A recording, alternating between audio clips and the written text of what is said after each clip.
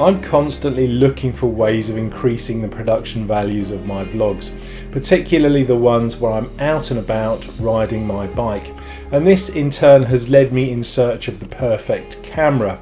So today, with that in mind, I'll be testing out this, the Insta360 Go2 action camera.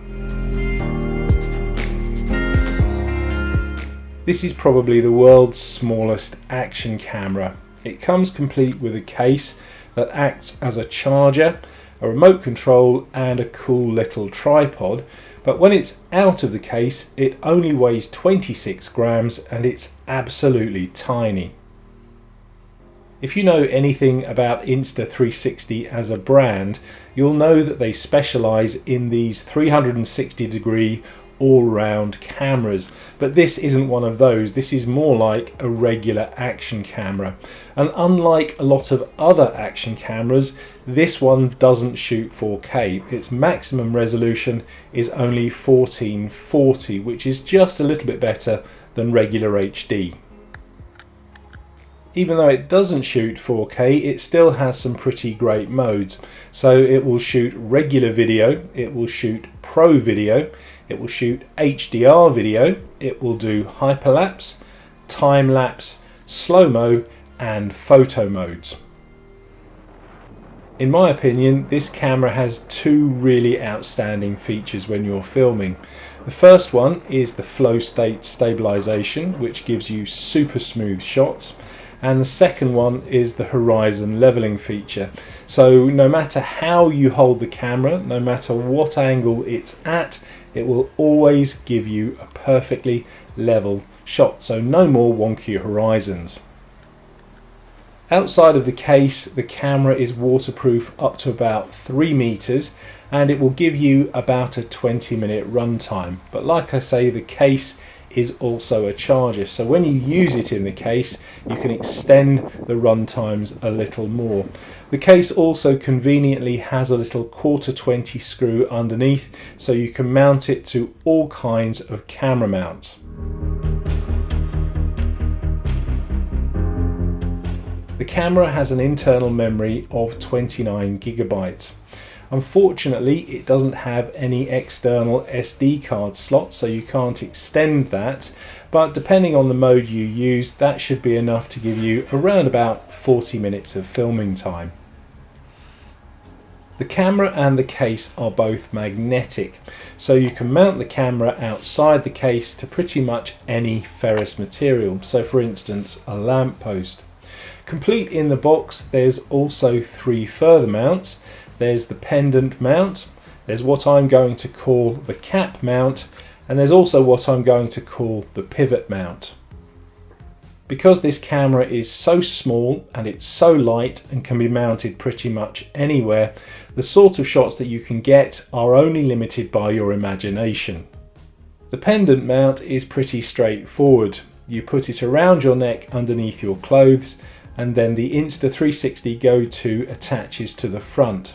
Now this is absolutely fantastic because not only can it give you a great point of view shot, but because it is so close to hand you can just take it off, use it handheld to get all kinds of other angles and then simply reattach it to the pendant again.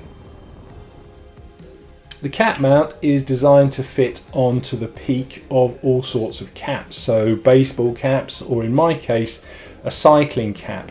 Now I don't really like using this because even though the camera does only weigh 26 grams, you can kind of feel that it's a little bit heavy.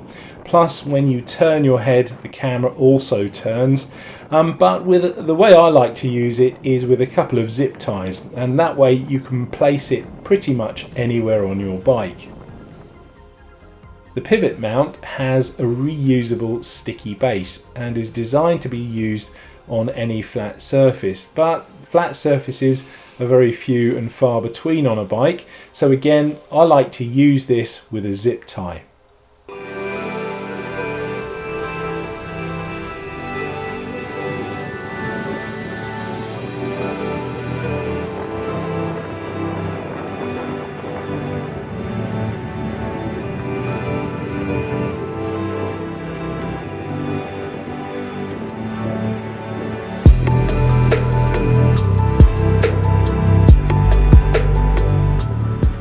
once you've shot your video, you'll have to import the footage into the Insta360 app before you can use it.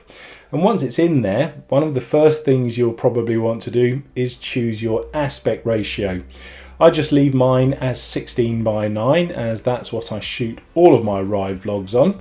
But if you're one of these weirdos that like shooting vertical videos, you can choose 9:16, or if you're on Insta, you can choose one of the square formats. You can also choose your field of view. Now, when you shoot footage on the Insta360 Go2, you don't have to decide this before you're shooting. You can do it all afterwards. And you can choose a field of view ranging from super view all the way down to a narrow view. Now, a thing to remember here is that the narrower the view you use, the better the flow state stabilization becomes. And a good example of this is when I'm using the Pendant Mount. So when I'm out using the Pendant Mount and I view it using the super wide view, it's quite wobbly and I would say pretty much unusable. But when I view that exact same footage on a narrow view, it becomes a lot more stable and pretty usable.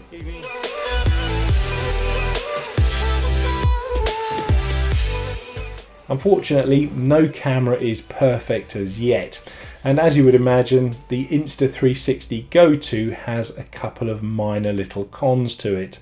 The first one is the 20-minute runtime. Yes, that is a little slow and you can extend it by using the camera in the case, but yeah, it's still a little bit on the short side. The second con is that the image quality can be a little bit grainy at times, particularly when you're using the camera in low light.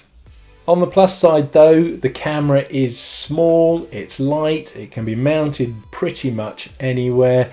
It has a range of very versatile shooting modes, it's fun to use, and it's a great little camera. All in all though, I really enjoy using the Insta360 Go2. It's small enough to fit in my pocket and I take it pretty much everywhere I go now, just in case there's something that I see that's interesting that I want to capture on video. If you're interested in learning more about this little camera, I'll include a link in the description below, and there'll also be an affiliate link for you to buy it. Now, this will help the channel out, but it won't cost you anything extra. Thanks for watching.